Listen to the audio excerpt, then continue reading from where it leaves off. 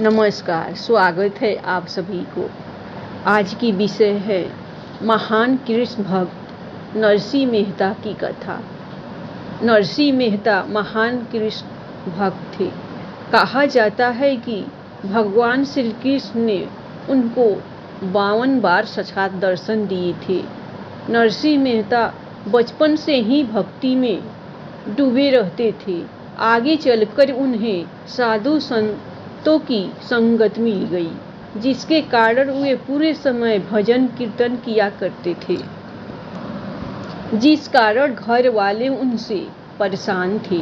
घर के लोगों ने इनसे घर गृहस्थी के कार्यों में समय देने के लिए कहा, किंतु नरसिंह जी पर उसका कोई प्रभाव न पड़ा। एक दिन इनकी भौजाई ने इन्हें ताना मारते हुए कहा कि ऐसी भक्ति उमड़ी है तो भगवान से मिलकर क्यों नहीं आती। इस ताने ने नरसिंह पर जादू का कार्य किया। वह उसी क्षण घर छोड़कर निकल पड़े और जूनागढ़ से कुछ दूर एक पुराने शिव मंदिर में बैठकर भगवान शंकर की उपासना करने लगे। उनकी उपासना से प्रसन्न होकर भगवान शंकर प्रकट हुए, जिस पर भगत नरसिंह ने भगवान शंकर से कृष्ण जी के दर्शन करने की इच्छा प्रकट की। उनकी इच्छा की पूर्ति हेतु भगवान शंकर ने नरसिंह जी को श्री कृष्ण के दर्शन करवाए। शिव इन्हें गोलोक ले गए, जहां भगवान कृष्ण की रासलीला के दर्शन करवाए। भगत मेहता रासलीला देखते हुए इतने खो गए कि मशाल से अपना हाथ जला बैठे। भगवान कृष्ण ने अपने स्पर्श से हाथ पहले जैसा कर दिया और नरसिंह जी को आशीर्वाद दिया। एक बार नरसिंह मेहता की जाति के लोगों ने उनसे कहा कि तुम अपने पिता का साथ करके सबको भोजन कराओ। नरसिंह जी ने भगवान श्री कृष्ण का स्मरण किया और देखते सारी व्यवस्था हो गई। शादी के दिन कुछ घी कम पड़ गया और नरसिंह जी बर्तन लेकर बाजार से घी लाने के लिए गए।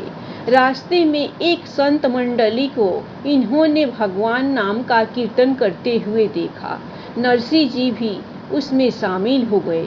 कीर्तन में यह इतना तल्लीन हो गए कि इन्हें घी ले जाने की सुध ही न रही। घर पर इनकी पत्नी इनकी प्रतीक्षा कर रही थी। भक्त वत्सल भगवान श्री कृष्ण ने नरसिंह का भेष बनाया और स्वयं घी लेकर उनके घर पहुंचे। ब्राह्मण भोज का कार्य सुचारू रूप से संपन्न हो गया। कीर्तन समाप्त होने पर काफी रात्रि बीत चुकी थी।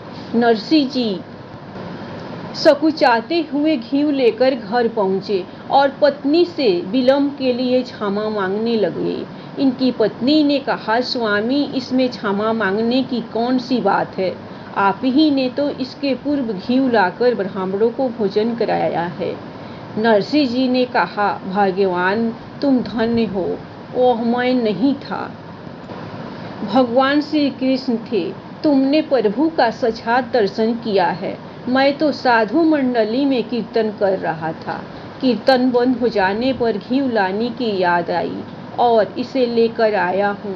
यह सुनकर नरसिंह जी की पत्नी आश्चर्यचकित हो गई और श्री कृष्ण को बारंबार प्रणाम करने लगी।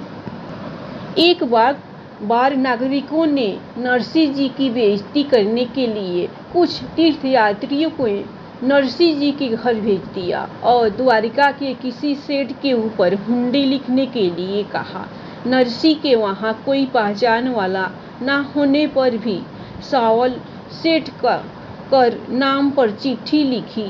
पहले तो नरसिंह जी ने मना करते हुए कहा कि मैं तो गरीब आदमी हूँ, मेरे पहचान का कोई सेठ नहीं जो तुम्हें द्वारका में हुंडी दे देगा।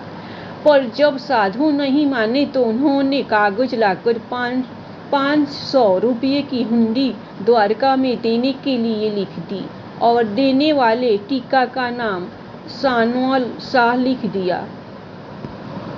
हुंडी एक तरह के उस समय आज के डिमांड ड्राफ्ट के जैसी होती थी।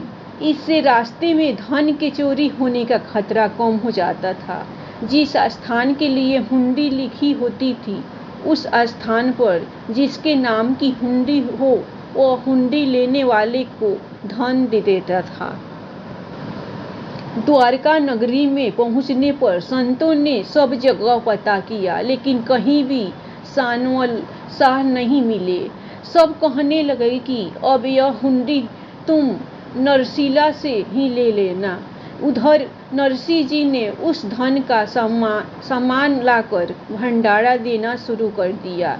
जब सारा भंडारा हो गया तो अंत में एक वृद्ध संत भोजन के लिए आए। नरसी जी की पत्नी ने जो सारे बर्तन खाली किए और जो आटा बचा था, उसकी 4 रोटियां बनाकर उस वृद्ध संत को खिलाई। जैसे ही उस संत ने रोटी खाई, वैसे ही उधर द्वारका में भगवान ने सानवल शाह के रूप में प्रकट होकर संतों को हुंडी दे दी।